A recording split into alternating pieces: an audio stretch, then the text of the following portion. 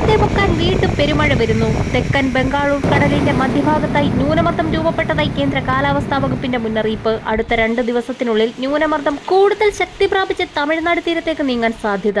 തെക്കുകിഴക്കൻ അറബിക്കടലിന് മുകളിൽ ചക്രവാത ചുഴിയും സ്ഥിതി ചെയ്യുന്നുണ്ട്. കേരളത്തിൽ അടുത്ത 5 ദിവസം ഒറ്റപ്പെട്ട ഇടിമിന്നലോടുകൂടിയ ശക്തമായ മഴയ്ക്കും ചില പ്രദേശങ്ങളിൽ ഇടത്തരം മഴയ്ക്കും സാധ്യത.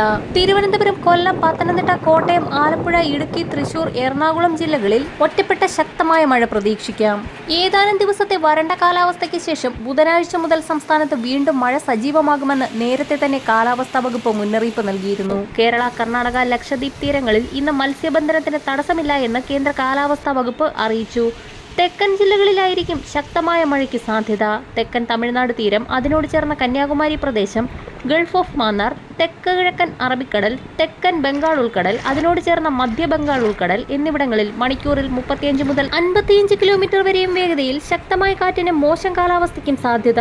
മധ്യ പടിഞ്ഞാറൻ അറബിക്കടലിൽ മണിക്കൂറിൽ 45 മുതൽ 55 കിലോമീറ്റർ വരെയും ചില അവസരങ്ങളിൽ 65 കിലോമീറ്റർ വരെയും വേഗതയിൽ ശക്തമായ കാറ്റിന് സാധ്യതയുണ്ടെന്ന് ദേശീയ സമുദ്രസ്ഥിതി പഠന ഗവേഷണ കേന്ദ്രം മുന്നറിയിപ്പ് നൽകി. ന്യൂനമർദ്ദം രൂപപ്പെടുന്ന സാഹചര്യത്തിൽ തീരദേശ മേഖലകളിൽ ഇന്ന് അർദ്ധരാത്രി മുതൽ ശക്തമായ കാറ്റിനും മോശം കാലാവസ്ഥയ്ക്കും സാധ്യത. തീരദേശവാസികളും മത്സ്യത്തൊഴിലാളികളും അതീവ ജാഗ്രത പാലിക്കണമെന്ന് ഇൻകോയിസ് മുന്നറിയിപ്പ് നൽകി. അതിശക്തമായ ഇടിമിന്നലോടുകൂടിയ മഴ പ്രതീക്ഷിക്കുന്നതിനാൽ പൊതുജനങ്ങൾ ജാഗ്രത പാലിക്കണമെന്ന് ദേശീയ ദുരന്ത നിവാരണ അതോറിറ്റിയുടെ മുന്നറിയിപ്പിൽ വ്യക്തമാക്കുന്നു.